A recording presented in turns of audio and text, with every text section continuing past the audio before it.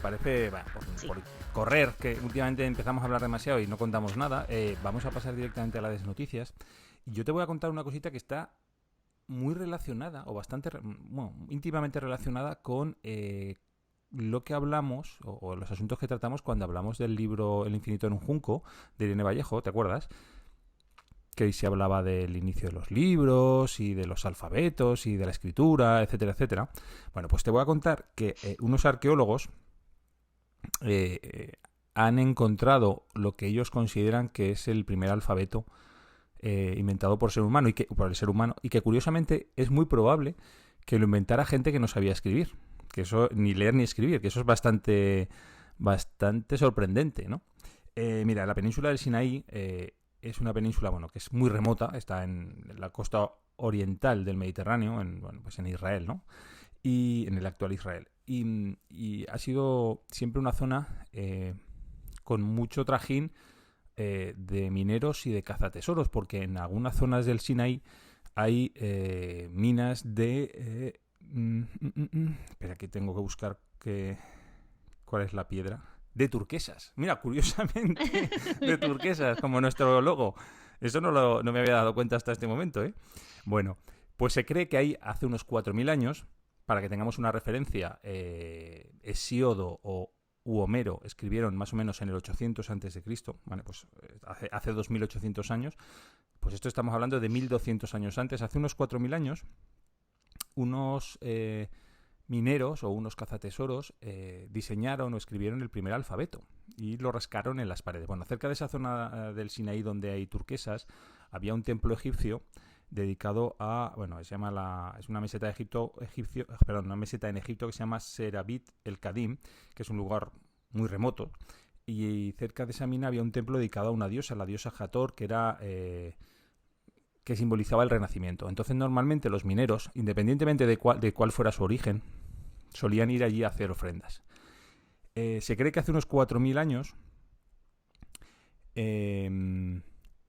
un grupo de mineros de Canaán, ¿vale?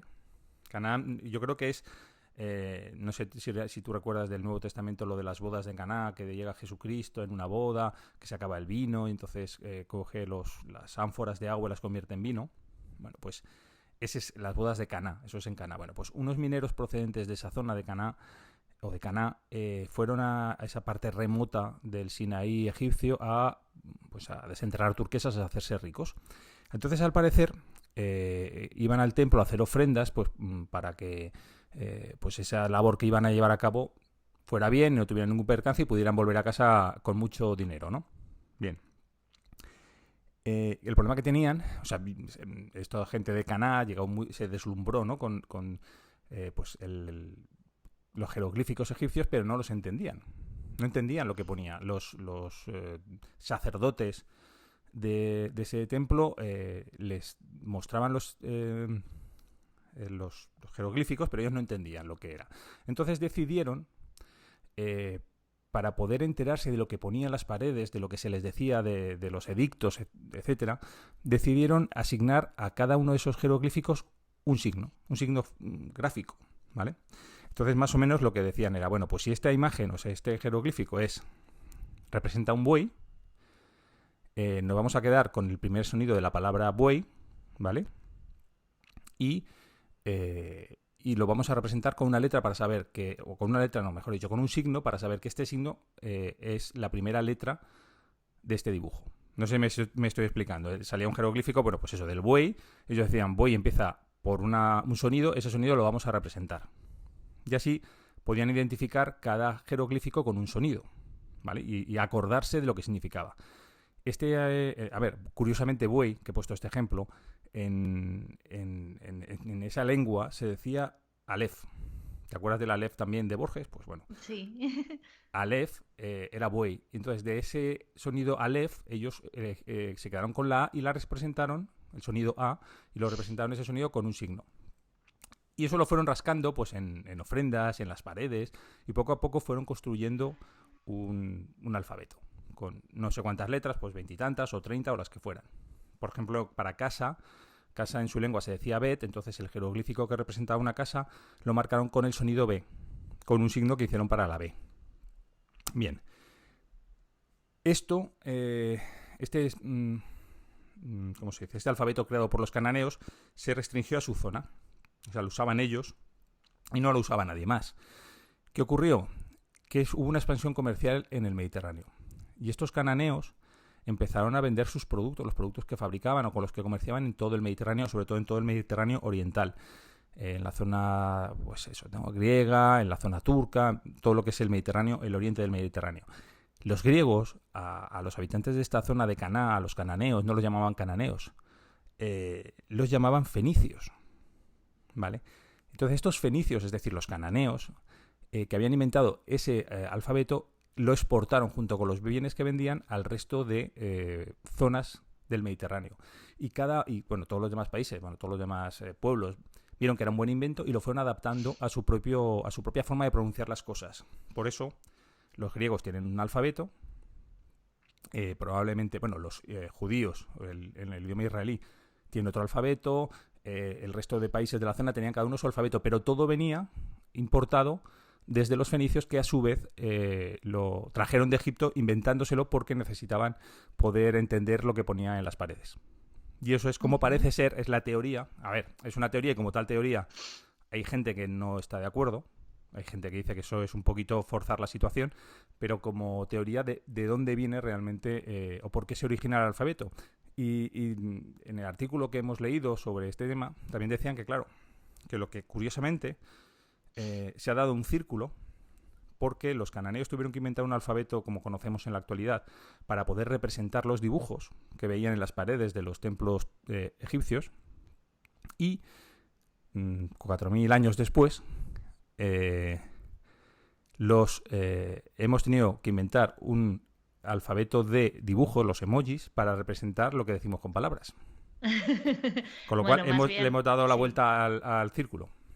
Sí, el emoji más que para representar lo que decimos con palabras, que también un poco para representar la emoción que acompaña o lo que, ¿no? O darle la Sí, entonación o lo que sea, porque como escribimos mucho y nos relacionamos sin voz y sin entonación, pues digamos que los emojis acompañan eso, pero sí es un poco la vuelta atrás. hemos dado otra vez el círculo a eso y llegará un día, imagínate, pues no sé, dentro de otros 2.000 años que solo hablaremos mediante emojis. Y de hecho creo que hay algún libro publicado solo con emojis, ¿eh? Alguna Oh. novelita corta, sí, en Wattpad, que sabes que es una plataforma de escritura de gente muy joven. Hay algún libro escrito solamente mediante emojis. Imagino que ese idioma al final será el que hablemos todos y dentro de 2.000 años alguien tendrá que volver a inventar un alfabeto para traducir a signos convencionales lo que decimos mediante emojis. Ojalá no. Eh, Y eso es lo que te quería contar. Muy bien, que me ha hecho gracia cuando has dicho que no sabían leer ni escribir, porque claro, si estaban inventando el alfabeto, nadie sabía leer Claro. todavía. Sabían leer los de los jeroglíficos, ¿no? No ellos, pero sí. En el libro del Infinito en un Junco hablaban de un hombre que había inventado un alfabeto, ¿verdad? Sí, También. él habla, Irene Vallejo lo que dice es que probablemente, pero Irene Vallejo exactamente lo que dice es que el alfabeto griego eh, hay muchas probabilidades de que sea invento de una sola persona que conoció el alfabeto que usaban los fenicios, porque eso sí que lo dice, que usaban los fenicios, que eran los grandes comerciantes de la antigüedad, para llevar las cuentas de sus barcos, de lo que vendían, de lo que no vendían, de los bienes que transportaban, y que probablemente adaptó y completó ese alfabeto que usaban los fenicios. Que al final desapareció. Ajá. Yo entiendo que ese alfabeto ha desaparecido. No sé si ha quedado muestras escritas de ese alfabeto. Pero, pues eso, que el alfabeto actual, el que usamos nosotros, que viene derivado del griego, y el griego original, fue una adaptación y una manera de completar el original fenicio, que son estos cananeos, que es lo que te he comentado, parece ser que fue una necesidad de los mineros, de los cazafortunas, de sus antepasados. Muy bien. Voy a seguir si te parece. Sí, sí, cuéntame algo tú, Ana. Te digo que me fascina la antropología en general. Bueno, yo te voy a hablar de grandes historias que nos creímos, pero estaban firmadas por un impostor. Hay un montón de historias de estas, de periodistas que se inventaban las noticias sí, ¿no? Creo que eran más o menos todos Sí, periodistas pero bueno, hay un montón, pero yo voy a contar solo dos para abreviar, pero se pueden encontrar fácilmente en internet. La primera que voy a contar es de Janet Cook. la falsa premio Pulitzer, que sin embargo se merecía el Nobel. El fraude consistió en que en 1980 en la ciudad de Washington, con su alcalde a la cabeza, se movilizó para encontrar a un niño de 8 años que era adicto a la heroína. En el Washington Post, que era como el faro de la democracia estadounidense, por la cobertura que había dado en el caso del Watergate y de los papeles del Pentágono, publicó en portada un artículo de esta periodista, Janet Cook, titulado El mundo de Jimmy. Y se contaba pues la historia de un pequeño heroinómano que había sido iniciado en el mundo de las drogas a los 5 años por el amante de su madre. El artículo fue galardonado con el premio Pulitzer y finalmente Cook tuvo que reconocer que el niño había sido una invención. ¿Cómo se descubrió? Pues el texto de Janet Cook causó tanto impacto que la policía local se puso a buscar al niño, se pusieron todos de acuerdo para buscar al niño y cuanto más avanzaban en sus pesquisas, más claro les quedaba que había muchos Jimmys, pero ninguno era ese exactamente que ella había, Sí, sí, sobre el que ella había escrito, ¿no? Yo espero que hicieran algo con estos Jimmys, la verdad. sí, no, ya que hayan encontrado algún Jimmy, ¿verdad? Que por lo menos les Sí. mejorarás en la vida. Sí, y la autora, como sintió como el cerco se estrechaba cada vez más, acabó reconociendo que todo había sido una invención y le retiraron el Pulitzer. El suceso generó una enorme polémica en la que incluso participó García Márquez, y lo que nos queda por ver ¿no? con estas polémicas, pero bueno, participó García Márquez, que en un artículo publicado en El País declaró: es injusto que le hayan dado el Pulitzer, pero también lo es que no le den el Nobel de Literatura. Yo me imagino que la historia estaba suficientemente bien contada como para ser muy creíble y que fuera un historión. Bueno, yo imagino que si es una periodista que trabaja en el Washington Post, has dicho, ¿verdad? Que trabaja en el Sí, Washington Post, a los cuales se le supone un cierto nivel ya, no son juntaletras, sería capaz de escribir un historión. Lo que pasa es que, claro, un niño de 8 años adicto a la heroína, que muchas veces, que seguro que hay muchos casos, y seguro que probablemente ella está contando la historia de algo que había oído o había visto sin llegar a profundizar. O sea, que todos los detalles se los inventó. Pero, ostras, es llevar la historia al extremo, es hacer una historia para ganar el Pulitzer, ¿eh? O sea, para buscar el premio, directamente. sí, no sé si ella buscaba eso, porque no sé cómo funciona No, el premio Pulitzer, si tú presentas una noticia o ellos eligen a la noticia que les parece, como, o sea, la noticia del periodista que le parece como más comprometido o lo que sea que es importante en el periodismo, pero desde luego como mejor contadora de la verdad sí. no era. Pero bueno, fíjate, de esta manera destapó una realidad que había y que a lo mejor había que hacer caso, ¿no? Sí, La bueno, segunda que... lo que dices tú, no salvo a ese Jimmy, a lo mejor salvo a otros Jimmys.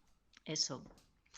La segunda noticia la segunda mentira que te voy a contar, vamos a contar mentiras, es Konrad Kujau, el hombre que fue Hitler. El fraude consistió en que este hombre, Konrad Kujau, que es alemán, nacido en 1938, era coleccionista de objetos nazis y hizo creer al periodista de la famosa revista alemana Stern, Gerd Heidermann, Tú que estudiabas tenía en... alemán, ¿no? ¿Eh? Estudiabas alemán, ¿no? Lo dejé. Gerd Heidermann, Vale. ahora creo que lo he leído bien, que tenía en su poder los diarios secretos de Hitler. El Stern, el periódico, ofreció 5 millones de dólares por ellos y los publicó. Los mejores especialistas en el nazismo los dieron como válidos hasta el extremo de incluir extractos en sus obras y los historiadores más prestigiosos hablaban de refundar las teorías sobre Hitler y la ascensión del Tercer Reich. Se descubrió porque los diarios, además de detalles políticos, ofrecían retazos inauditos de la vida privada de Hitler, como que tenía mal aliento, flatulencias y que Eva Braun se quejaba por ello. Estos detalles que hicieron que algunos arquearan las cejas y tras un par de ediciones se desveló el engaño, elaborado bastante torpemente, ya que Kuhau ni siquiera se había molestado en utilizar un papel y una tinta adecuada. Tanto Heidermann, que fue acusado por estafa por quedarse con el dinero, como Cujau, ingresaron en prisión. Yo Pero recuerdo, yo sí, recuerdo, pero nada, yo eso recuerdo haberlo leído en España. No sé qué revista fue, ahora estoy dudando si fue Tiempo, quizá Interview, le pega Interview, que compraron la edición o sea, en España de los diarios y que estuvieron mucho tiempo con el tema de los diarios. Fíjate, pues hasta que se descubrió. Me parece súper curioso esta parte de que ya hablaban de refundar las teorías sobre Hitler y la ascensión del Tercer Reich, de qué manera, mediante la ficción, te podrías inventar unas teorías o fundar no sé, una política o unas ideas políticas, ¿no? O sea, que de dónde viene la verdad. Sí, La verdad es mentira. la verdad es mentira siempre.